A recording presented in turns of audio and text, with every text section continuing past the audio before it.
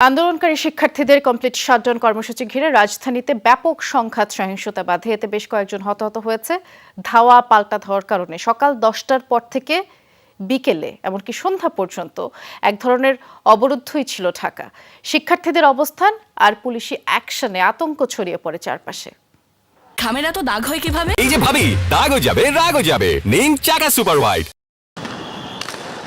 কোটা সংস্কারের দাবিতে উত্তপ্ত ঢাকার রাজপথ।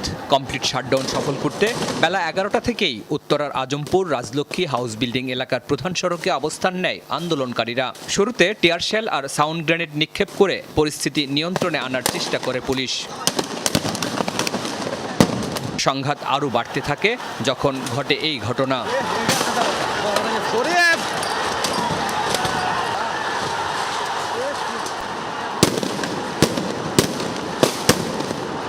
টানা কয়েক ঘন্টা ধরে সংঘর্ষ চলে দুই পক্ষের মধ্যে।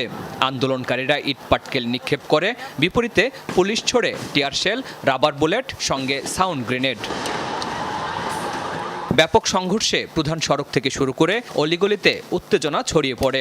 দিক বিদিক ছোটে পথচারীরা। গাড়ি ভাঙচুরের পাশাপাশি পুলিশ বক্স ও যাত্রীবাহী বাসেও অগ্নিসংযোগের ঘটনা ঘটে।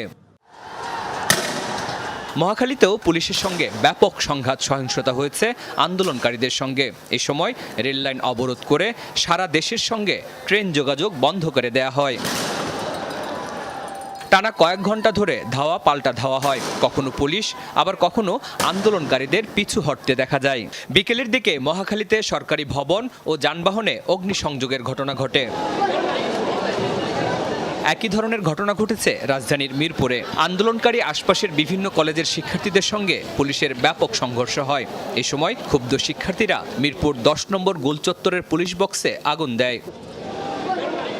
বৃহস্পতিবার দুপুরের দিকে মিরপুরের আকাশ জুড়ে ধোঁয়ার কুণ্ডলী, নিচে রীতিমতো রণক্ষেত্র। গোলচত্বরের নিচে